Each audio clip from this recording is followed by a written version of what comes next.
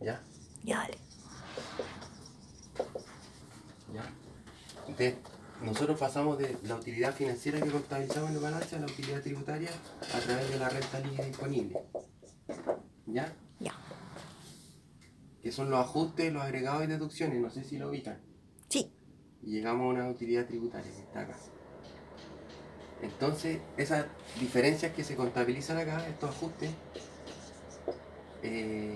tienen composiciones, por ejemplo, provisión de gastos, que son financieros, pero no son tributarios, entonces se agregan, son agregados. La provisión de gastos y las depreciaciones aceleradas. Y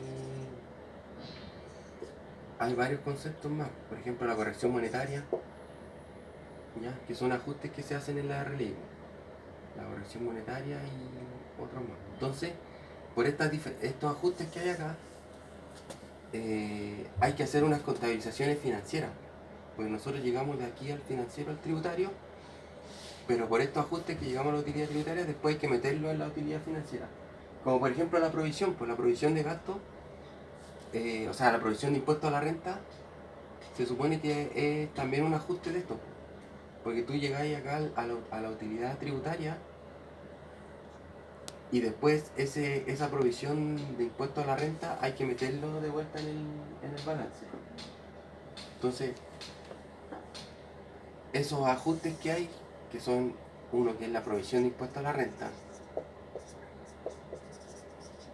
provisión de impuesto a la renta y los activos y pasivos por impuestos diferidos,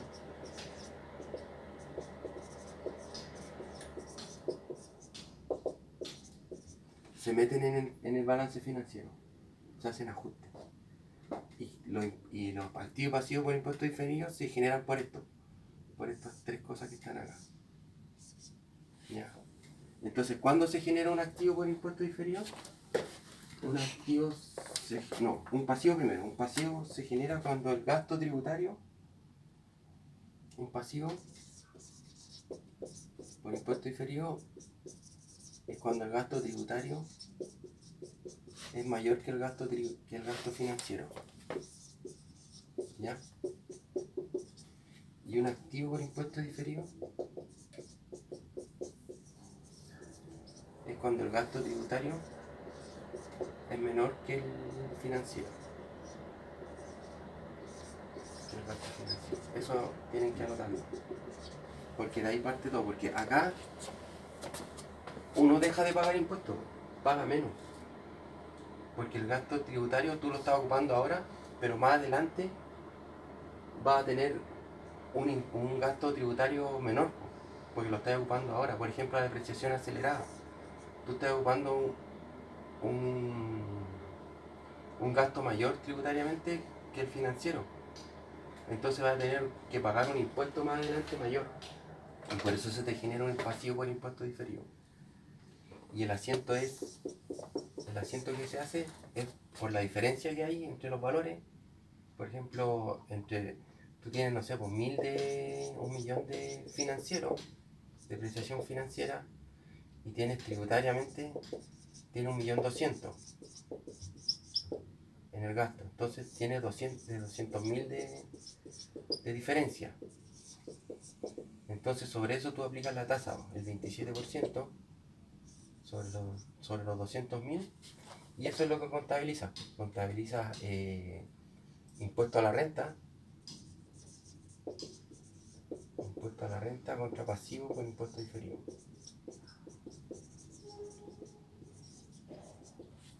¿Se entiende? Por el 27% sobre la diferencia de los 200.000. Y acá, por ejemplo, acá te genera un activo este de acá. Porque tú acá, por ejemplo, tienes provisión de gastos. La provisión no es gasto aceptado. Entonces tú tienes, por ejemplo, 5 millones en provisión de vacaciones y no tienes, es cero, tributariamente es cero. Financieramente tú tienes 5 millones. Entonces se te genera diferencia de 5 millones.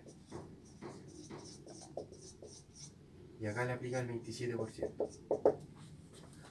Y ese 27% lo contabiliza acá, al revés. Contabiliza activo por impuesto diferido.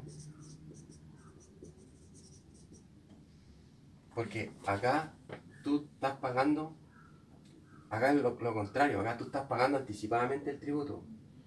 Entonces te va a generar un activo que después lo vas a poder ocupar, rebajando el impuesto a la renta, contra impuesto a la renta. Esos son los dos ejemplos más ¿Una grandes provisión? que hay, claro. Ya, vale. Y después estos se van amortizando, porque todos los años tú tienes que hacer lo mismo, hacer utilidad financiera, utilidad tributaria y llegar con la RLI. Y en la RLI va a depender de los ajustes, cómo se van amortizando estos valores. Porque al otro año tú lo tienes que reversar. Sí. Tú reversas esto, o sea, en la RLI tú pusiste los tributarios, pusiste el financiero, lo agregaste y el tributario lo restaste. Y acá lo mismo, pues el financiero lo agregaste, el tributario lo restaste, pero al otro año lo tienes que poner al revés. Las diferencias. ¿Por qué se hace diferencia entre la depreciación acelerada y la depreciación normal? Claro. ¿Por qué?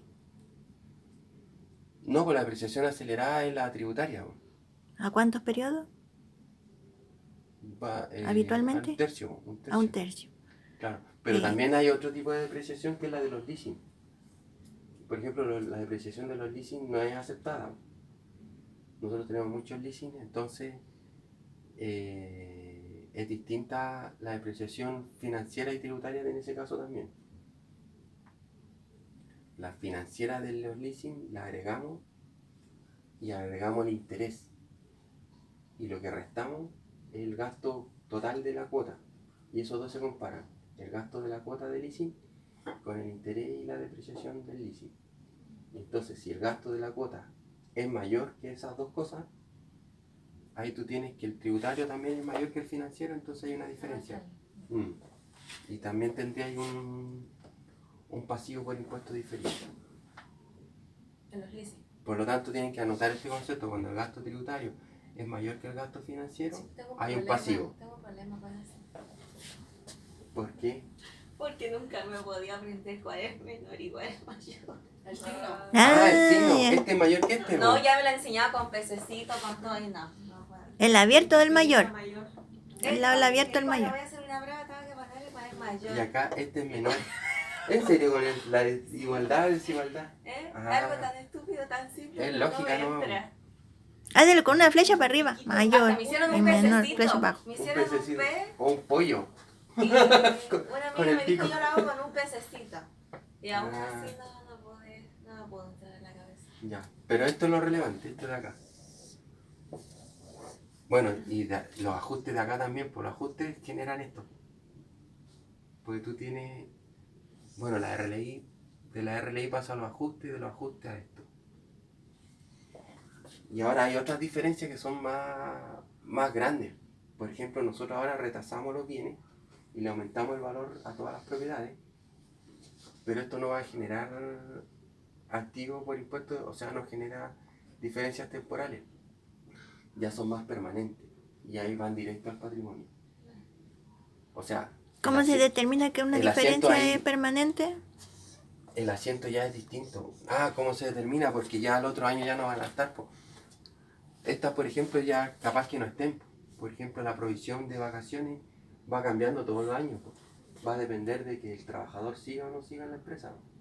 Igual la depreciación acelerada, po. Se va a ir consumiendo esta diferencia hasta que se va a tornar a cero. En cambio, una revalorización del patrimonio queda en el patrimonio, entonces pasa a ser permanente. Pero ahí no es este tipo de asiento, es otro asiento, no toca impuesto a la renta como gasto. Toca, no sé, pues toca activo por impuesto diferido, activo o pasivo por impuesto diferido, pero se crea una cuenta complementaria de activo o complementaria de pasivo. Pero estas se clasifican aumentando o restando el patrimonio. ¿Ya? Estas no van en el activo, estas de acá, no van en el activo o en el pasivo, van aumentando, restando o aumentando el patrimonio. Sí. Y no tocan el impuesto a la renta. ¿Ya? para mayor profundización tienen que leer el boletín técnico 70, que es un enredo. Oye, coméntanos sobre los leasing cuando se traspasan entre empresas. En la opción compra. Eso es importante. No sé. Pero si lo hablamos ayer, pues coméntalo. No sé. Creo que otro tema. Sí, pues otro tema, pero la sesión sí, pero otro tema, en realidad.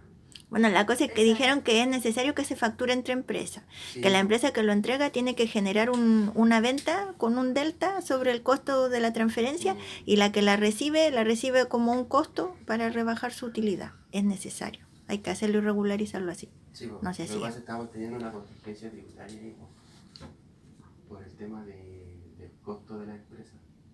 Lo que pasa es que la empresa